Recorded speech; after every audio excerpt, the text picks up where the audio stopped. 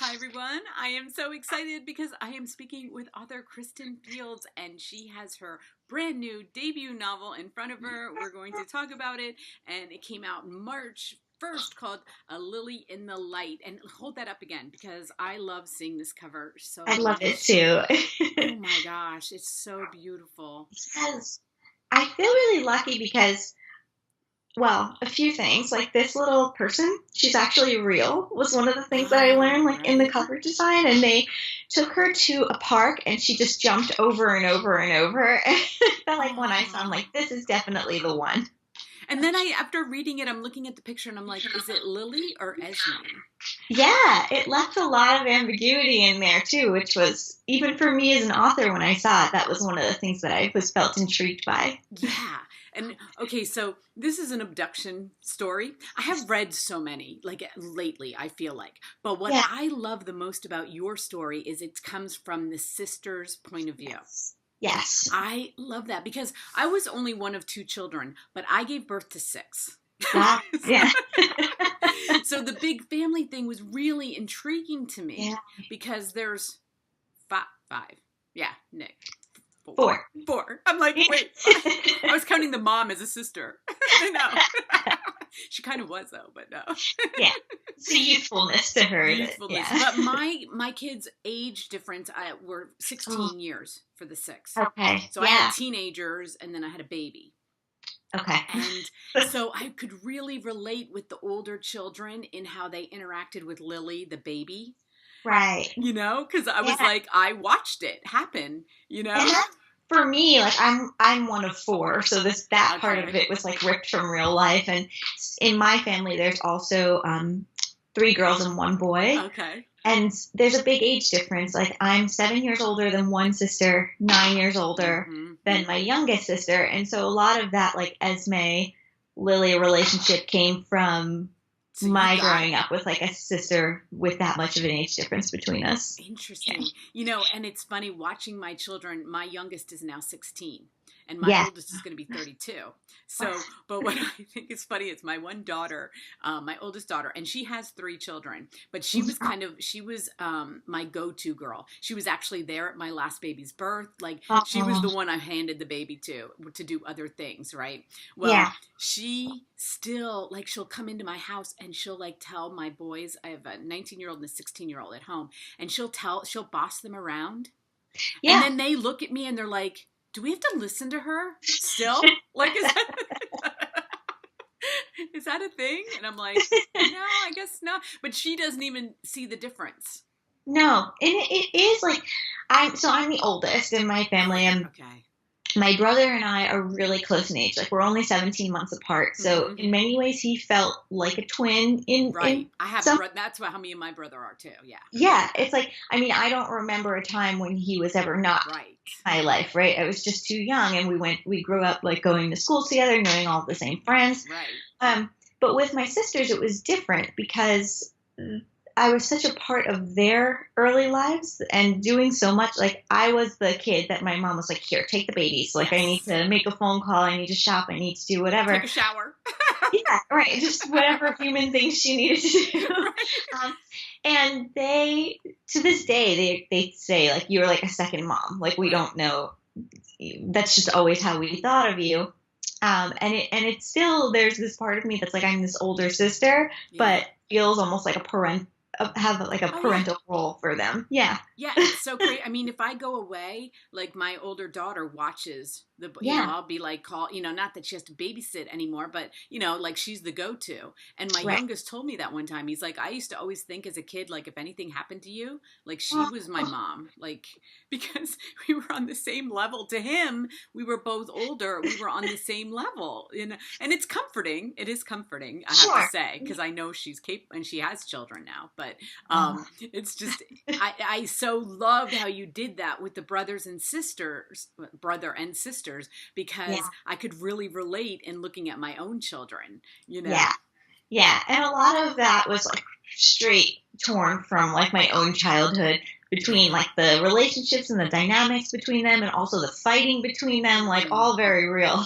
Yeah, all very So I love Esme. I mean, I'm thinking in the beginning, I'm like, oh, wait, this is like Esme's story. Okay. Yeah, Because I kept waiting for, you always wait for the mom story, right? right, But right. I was like, I'm really glad that she was the character, but she wasn't a focus, you know? That's, yeah. And I And thought you it did was an that so interesting good. choice. It was like, Yeah. I think most abduction books are written either from like the parent's perspective, Yeah. or they're written from the perspective of the person who was taken. Right. And I knew very early on that that wasn't the direction that I wanted to go with the story. I actually had, the first thing I had in the beginning here was the title. So Oh, you I did? I did. I knew from Oh. the beginning, and that really was helpful because it became the question that I worked backwards to answer throughout the book. And I knew Esme, but I saw her actually initially as like at a much older point in her life, and something had happened to her when she was younger, but I didn't quite know what that was until I started working through the story. So Lily turned out to be a person, which was like a surprise. I I didn't quite know that from the beginning. Oh, and I love their relationship, and and her make believe. Can we say that? Yes. I think we can without too much of a giveaway. Her make believe Yes. relationship Yes. with her, because that is what most of the book is about anyway. Right. Like the Yeah. whole middle part of it. So it was like, it was so cute. I don't know. I just like felt her heart. And were you a dancer? That is a good question. So, yes and no. I never did ballet. And when I realized that this was going to be about a ballet dancer, I like cringed a little bit. I'm like, oh no, like to get that world right. Like I was very nervous about getting that exactly right. But what I did do was after college, I'd never danced before. I was like a little bit lost, didn't quite know what to do. I wanted to write, but I knew I wasn't ready to write. Like I didn't have a story yet that I wanted to tell. And so I saw my sister was a dancer. She did lots of dance, not to Esme's level, but it was just always like part of the background of her growing up was that my sister danced. And so after college, at one of her recitals, a belly dancer who was about my age came out and performed. And so I joined the studio. I started going to, all these belly dancing classes. And then I just started taking everything that the studio offered, including ballet, which was interesting to experience it as an adult as opposed to a child when your body is a little more malleable and you can do more. But belly dancing is something you can kind of do at any time. And so I eventually went on to perform with my teacher, and we did shows around the city, and that gave me the background for being on stage and having this stage version of yourself that may be very different than the person who's not in costume that you are day to day. Yeah. I loved her. I loved that part of the story, you know? Yeah. I had a daughter that was a gymnast, and she was an elite, went to the highest level of gym. So I tried to put that in, if it would have been a ballet dancer, that would have been that way, And there's so much of it shapes the personality, and the core of this person is striving for perfection and measuring yourself up against other people constantly, or having this version of yourself on stage. And there's what the audience sees, but there's what you're internally feeling. And your own sense of approval for how you're measuring success versus externally how your success is measured. And it just led to this really complex character that was hard to leave behind when I hit the end on the story. I know. And you know what? My granddaughter's name is Lillian. Oh. Lily. And I called my daughter yesterday, and I'm like, I'm reading this book about a little girl named Lily as she gets abducted. She's like, I can't believe you just said that to me. I'm like, sorry. I'm like, it's all good. Yeah, one of my readers actually said that this book gave her fears as a parent she didn't know she had before reading. I mean, as a writer, you think okay, so that means that the book accomplished its goals, and then as a person, you're like, what a terrible thing to do to people. Right. What did I just do? But it is our worst. I mean, that's why you could relate to her mom. And how do you say her mom's name? I was hearing different things in my head. I've said it's Cerise. That's what I was thinking. Okay. Yeah, yeah. You know, but I have, like, readers have pronounced it otherwise. Okay. I'm like, okay, well, that's fine too. Right. I mean, in my head, I heard Cerise, but I was like, maybe it's something I never heard of, and I want to hear you say it. And maybe, but you can feel for the mom, and I felt bad. I felt bad for the mom because the kids don't know what to do with her, and they just call her crazy. And I'm like, I would be crazy, Of course, right? It's like, they don't know how to respond to her. They don't know how to help her, right? And they're going to feel that loss differently. They're still young, and they still, at that moment in their lives when Lily was taken, they had their own dreams and ambitions and things that they wanted to do, and life moves on for them in a different way than it will for a parent. And right. when I was younger and my sisters and siblings were younger, my youngest sister Emma loved to run away. Like, she just loved to run away in stores. She loved to just take off, to the point that, like, my mom was actually terrified to take her out in public or to, like, busy, crowded places because she knew Emma had this. For whatever reason, Emma loved to do this. And so, like, there were times, like, stores were shut down and locked down, like, until she was found, and she was always, like, hiding in clothing racks, or we always, like, got her. But there were, like, enough times as a kid that I witnessed my mom's panic at my sister running away that it gave that starting point for, like, well, what would have happened if, like, one of those times she hadn't been found? Yeah. I know one time I had two of my sons, my youngest two, with me in Kohl's, and it was at Christmas. So it was just, and they were like, I don't know, they're 3 years apart. It was like 8 and 5. Let's just make up that. And the second one was a little bit older enough to be, but I turned around and they were gone. Yeah. And as soon as I went, like, like that, like you're going to pass out kind of feeling. Over the loudspeaker, I heard them say, my name. Yeah. And here the older one took the younger one to customer service. I mean, like, and I looked at it and I'm like, how did you, he's like, because you told us. I'm like, I did? Like, I'm like, yay me, like, for saying that. Yeah. I mean, it's terrifying. It's terrifying. Because you can just turn around. You think you have, it's so difficult. So yeah, it is our worst nightmare. Mm-hmm. So whenever I read these books, I'm always like, okay, well, I got older kids now, but I got grandchildren. So I'm just and when I go shopping with them, I'm worse, way worse than when I was a mom. Way worse. So yeah.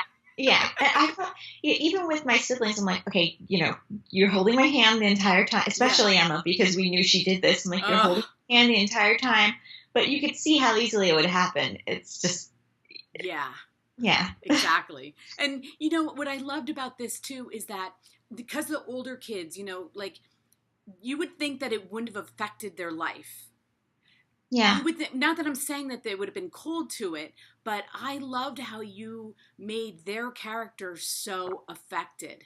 You know, like, it, because I don't know. I used to always think that, like, do my younger kids matter to my older kids? Like, especially now that they have families. My older children have families, and my younger ones don't even know. They don't even remember them living there.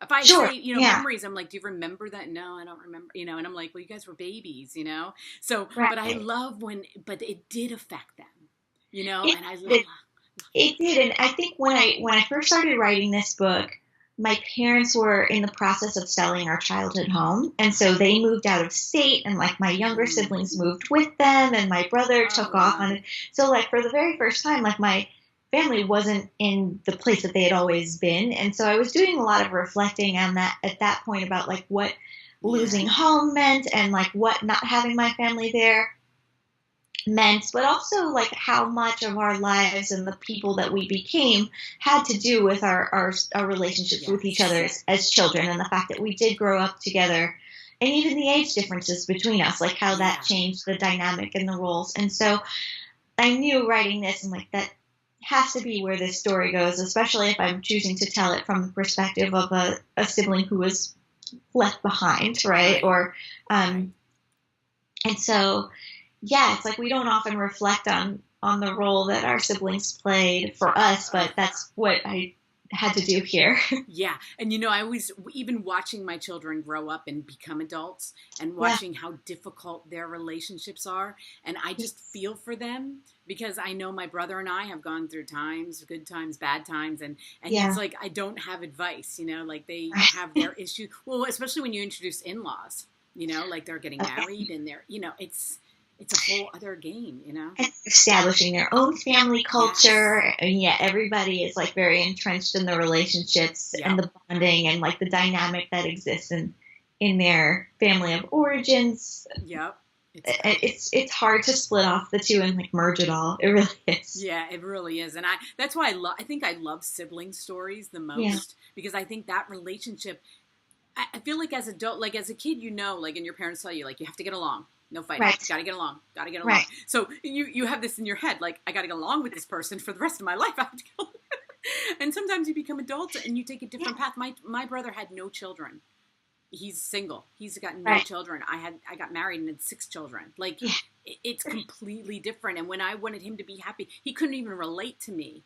But then I was like, I tried to force him. But like, as you grow up, like, what are you forcing on your siblings? Like, does it have to be that way? Yeah. And you think like, well, how is it possible that I could have 6 and he could have none when we both came from the same place and like essentially the same values were instilled? But as you get older, you choose which parts of that you're going to take or leave, and everyone makes different choices in it. Yeah. I know. And that's why with my kids now, I'm always like, I always say that to my younger sons because I had 2 boys, 2 girls, 2 boys. So the girls are in the middle, okay? But the younger boys always go to the older boys for advice. And I said to my one younger son, I was like, you don't have to. Like, they don't have to agree with you.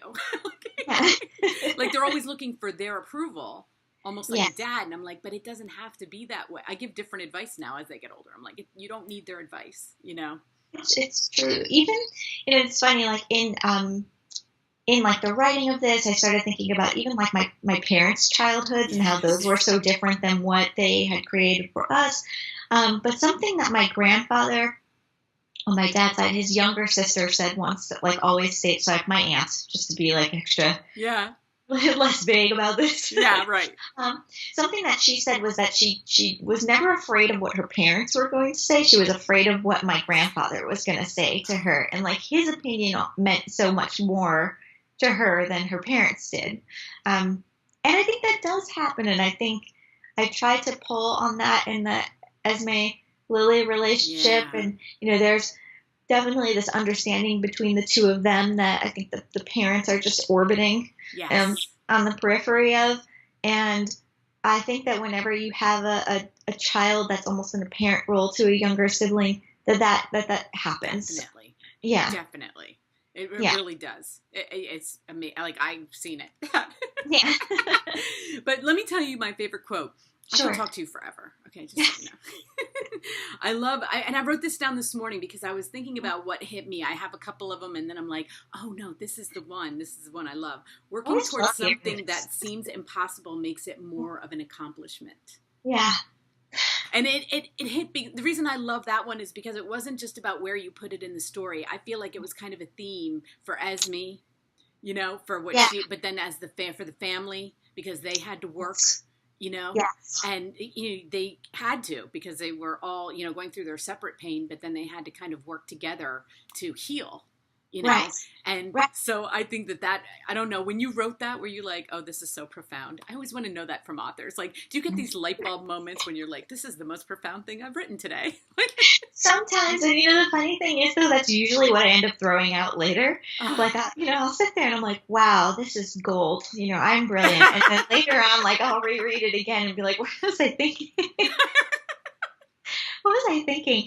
And I think, but it's funny. It's like, that's why for me as a writer to go back and like look at what people have highlighted most throughout the book is like fascinating for me. Because I think it's Neil Gaiman who said once that you should always write, even on the days that you don't necessarily feel inspired to, because when you go back and you look, you won't be able to tell the difference between what you wrote when you felt inspired and what you wrote when you didn't. When you didn't, exactly.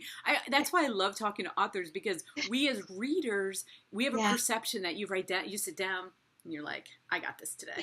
I'm brilliant. But a thriller writer I love, he said that he would get to a point, because thrillers are kind of different. You gotta have to keep that story. But he said he would say to his wife in the morning, I suck. I'm getting a normal job. This is ridiculous, right? And he'd say, I get on my clothes, go for a run. He said, I come back and be like, I am brilliant. I didn't even know how brilliant I was. And it always cracks me up because I think about that when I'm reading your guys' books, because you must have those moments when you're like, I forget it. I'm done. Absolutely. Even with this book, with A Lily in the Light, I had this moment. I went to a writing group. I was in a writing group when I was writing this, and I must have written about 200 pages of the book.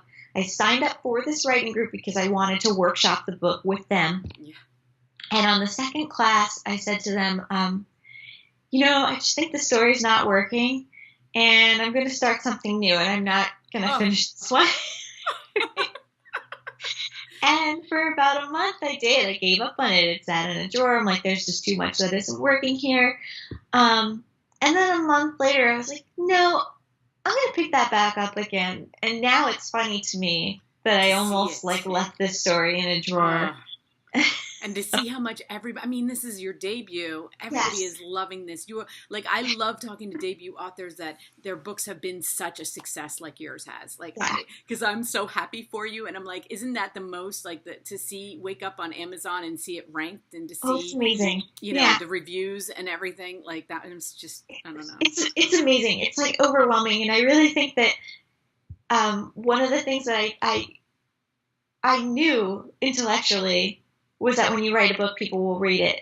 But when people actually started reading it, I still didn't quite feel prepared for all of the love. Yes. What's the love? Yeah, the love. And the non-love too, because you're always going to get both. But I was surprised to see the book that felt intrinsically such a part of me take off and do its own thing in the world. In that way, it almost feels like a kid, right? It's become its own person now. It's taking on its own life in the world. And I've almost just gotta say goodbye, wish it well, and focus in on the next one, because it no longer feels like that little cocoon of me and these characters. Right. Yeah. Exactly. You had to let them go. And we were talking about how you wake up at 4:30 in the morning to write. So are you writing now? Did you, as soon as you got done, are you on something else? I am. Yeah. And so the next one that I'm working on, is a little bit more of a family exploration for me. So I have an uncle I never met because he died of a drug overdose when he was 18 years old in the 60s, at the height of drugs and so much political change in the world. And so that is a story that I'm exploring in a fictional way now. So it's set in Queens in the 1960s, told from the younger sister's perspective as she watches drugs infiltrate her family and her community. Oh my gosh, I can't wait already. That sounds amazing. Well, everybody loves relationship, but I told you I love the sibling relationship. I love reading about it. I learned so much. And it gives me insight, into my life and my kids' lives. And like you said, even your parents' life, Right. So and it's all that coming of age and that character development, that person development that happens in that little cocoon that is your siblings. Yeah. Oh, well, it was so much fun talking to you. Show us the cover one more time. I'm going to tell everybody. Yes, I love that. This cover. And if you want to know what really moved me to tears and made me realize that this was now becoming a book for real, I flipped the cover back and I saw the tiny dancer inside. That little dancer made me realize more than anything that this dream was real, this book was going to be real, it was actually all happening in this teeny tiny little dancer. And you know what that reminds me? An author told me she was walking on the beach and somebody had her book, but not with the cover, not with the paper cover. They had that, right? And she walked up to them, this person not knowing who she was. And she said, why do you have the book like that? You need to put the cover. It's going to get ruined. And she said, no, I like that cover. I don't want to ruin it. And she was like, no, you don't want to ruin this. She said she had to explain it. But when you see the heart, that's why hardbacks are so awesome. Yeah. Is that inside? That's what the paper was for, to protect That's right. That's right. And you realize there is something under there that needs protecting, though. And I kind of love that whole dynamic of I just love finding. that they did that for you because that's so Yes, beautiful. Oh. it is. Yeah. Well, I'm putting the IndieBound link so you can support your local bookstore, and the Yes. Amazon link if you want the Kindle today. You can get it because it came out in March, and it's been out. So now it's been out 2 months. It has, yeah. It's just Which crazy. is also hard to believe. It flew by. Yeah, it really did. And, I just knew I was going to, when I saw the cover, I'm like, I have to read this book. I just knew I had to read this book. So I can't wait to see what it does, but I also can't wait for your next one. And you know where to find me. So Yeah, whenever you're doing early readers, I'll be an early reader for you. And, I love it. And it was so nice meeting you. Thank you. Nice to meet you too. Thank you so much. Yes, now we got the rest of our day. So Enjoy. Bye-bye. Bye.